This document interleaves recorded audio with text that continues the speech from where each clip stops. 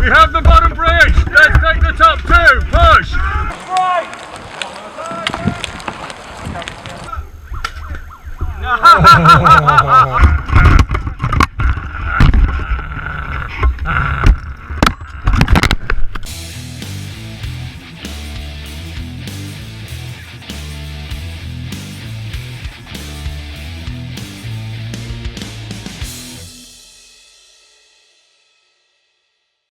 Hi, I'm Nick Thomas and welcome back to the Academy of Historical Fencing. And in this video I'm going to be taking you through the Wolf Hunt event. This is Wolf Hunt 2025, run by the Academy of Steel. So this is a weekend melee themed event, which means group combat. It's based in Newbridge in South Wales, which means it's one of the most local events to me personally, about 30 minutes drive, although people travel from far and wide to come and attend this event. Now personally this is the first time I've ever done this event because it's always clashed with something else the last few years. But this year I was able to get to it and it was a lot of fun.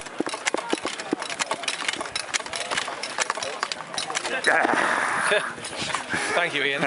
So melee practice in HEMA is usually done on kind of relatively small levels or as part of a sparring day or something like that, whereas having a full weekend dedicated to it is a little bit more unusual. And for those who are familiar with other group combat exercises or activities such as battle reenactment, airsoft, LARP, will probably be familiar more with this kind of setup. And I've done all of those things aside from LARP. Oh, who wants stabbing? Group combat, massed combat, it's a fascinating part of HEMA, which doesn't always get a lot of credit. Anyone got the time? No time. So this event was run over 2 days. You can turn up on the Saturday morning.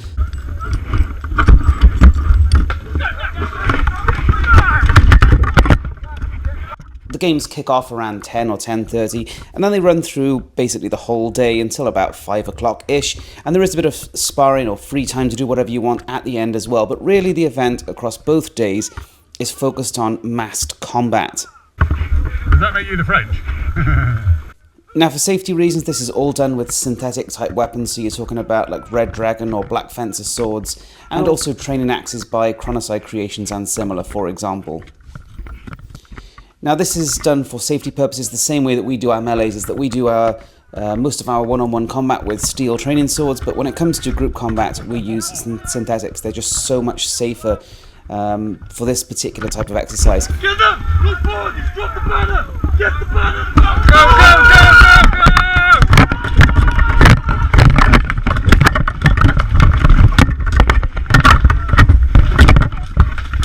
And you'll notice in this video there's actually lots of polearms being used as well. There's lots of shields, there's also archers, and there's even artillery, because yes, they built some catapults to be used for this event as well.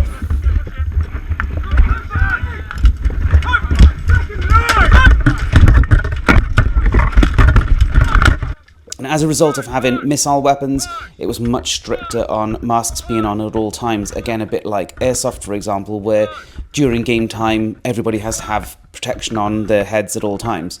Push! Push! Push!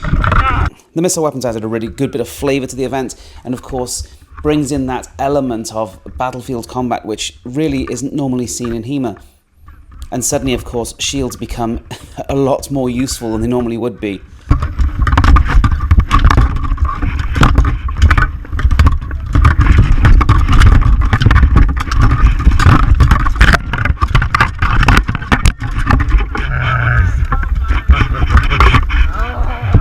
So there were different types of games run throughout the weekend. They started off with just a pitch battle where there was just an allocated space so that you couldn't sort of, circle around it. Allocated tight space where it was just line combat, line versus line, simple warm-up, nothing too complicated. Continuous spawns, so people were constantly stuck in with the action and not on the sidelines having to watch after they've been hit or whatever. We have the bottom bridge. Let's take the top two. Push! Push! Push! Push! Push! Push! Push! Push! 100! Push! Most of the games ran continuous spawns, so that meant there was just continuous pressure, and this allows you to represent basically a larger type of battle. Because of course, in real battle scenarios, you'd actually have multiple, ranks of depths, multiple regiments, multiple units, pouring in fresh troops to replace wounded or exhausted troops. So this allows a bit more of a representation of a larger battle. In the flank! You're in the flank! Guys, I need a shield here! So this event, there were about 120 HEMA practitioners over the 2 days. So it was, for a HEMA melee games, pretty large. There were other types of games run where, for example, we were fighting over bridges. So there were sort of 3 passing points, so 2 bridges and a ford, which was more a mud pit considering the weather.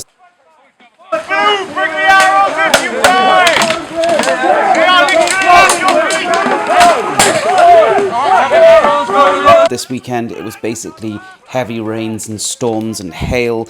It was pretty severe, and yet we managed to get by for most of it, and it was only during the afternoon of the Sunday where we had to move it indoors. Unfortunately, they had the facilities to do that. Most of it we were able to just, put hiking boots on and just slog on through the mud and make do. And again, because you're using synthetic saws rather than your really nice, scoochy, expensive steel ones, you're not so worried about rust and things like that, apart from if you're wearing armour. People wearing armour, the rich bastard! Better win, baby, better win! I'm out. I've got one more. I bloody booze there now. I've got a whole quiver, anybody want one? Aim! Set! Please get the one! Hold the line! Now, on the note of armour, you'll see in this video certain people are wearing armours. Some of them are steel armours, as you'd see in reenactment, and some of them are more LARP-type sort of plastic armours. All of it was allowed, and the rules were quite simple, where if you had a cuirass that looked like it was supposed to be a cuirass and not HEMA armour, that counted as armour, and then as a result of having that on, anything else that you wore that looked like armour counted as armour, and therefore was non-scoring. So this meant you could get people wearing breastplates and armour, for example, partial helmets with visors, and all this stuff, discounted hits. So there was a practical application of the armour, which was really, really nice. Set! Right flank, stay in line! Set! That said, the event is on a hill, and 2 days slogging up and down a hill in the mud does make it rather exhausting. So if you are up for wearing lots of steel armour over a slogging 2-day weekend, well, good for you.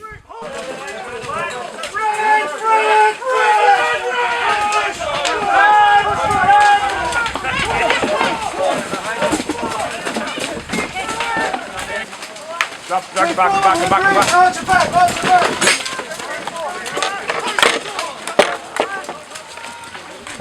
The price for this event was £55, which gave you camping space for a tent. You could pay a few pounds extra more to sleep in a bunkhouse or put a bed up in the hall there, which is like a barn, which means you've got options. You don't have to take loads of kit and you can stay in the dry.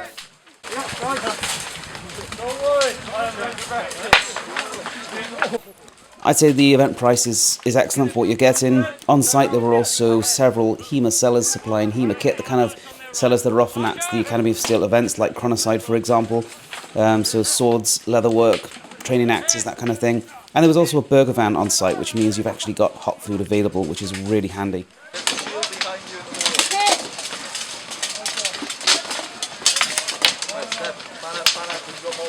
Alright, come through them! Come on! Hit! Keep going! Keep going! Not this time, not this time. Right, form a line here! Form a line! Now, when the weather really did come down really hard, so basically hailstorms on the Sunday afternoon, they took it indoors. Now, on site, there is a barn or light industrial unit, which allowed us to carry on indoors, even though the weather was so extreme, which meant that there was no real downtime. We were constantly in action, continuing on with the games no matter what. You'll just notice, of course, that once we moved it indoors, the melee games became much more compact, which isn't necessarily a bad thing because, simulating a different kind of battle. So overall, Wolf Hunt, what do I think? Well, I thought it was a lot of fun. Obviously, any outdoor event like that, you've got the weather to contend with, but it was managed well, and there were contingencies for if it was bad, and it worked absolutely fine. I think everybody was in good spirits. Contact levels were sensible, the games were fun, they were fast-paced, we were in action continually throughout the 2 days, but you could take breaks if you wanted or needed to, that was absolutely no problem. There was extensive use of all sorts of weapons, all sorts of shields, armour, polearms, archery, a really good variety. This guy! This guy captured me! I'd like to see some javelins thrown in. I didn't actually get around to making some up to take with me, although they're allowed under the rules. So I think for next year we'll do some of that as well, because I think that would be a fun addition. And you know, I would highly suggest that people get stuck in with some melee actions within HEMA, because ultimately it is a large part of historical combat. You know, most of the manuals that we work from in HEMA are of course about one-on-one combat, although there are manuals that do talk about group combat. And of course, as far as training for military combat, battlefield combat, you would have to be able to fight in formations with, you know, with other groups of people. So I think not only is it vital if you want a understanding and a picture of what military combat was like, more than just dueling and sort of brawling on the streets, but also it's a lot of fun. It's absolute chaos. Individual skill, of course, counts far less the larger the blocks you have as well.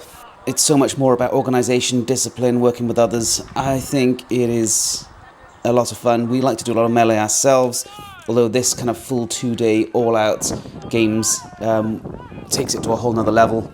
It was really well run, it was fast-paced, lots of fun to be had. I wouldn't actually have anything to complain about, other than, you know, a bit less rain would be appreciated because it was rather muddy. But there you go, there's Wolf Hunt, run by the Academy of Steel. It was an excellent event. I think it was excellent value for money, and I'll definitely be going along next year. So yeah, check it out, and I hope to see you there.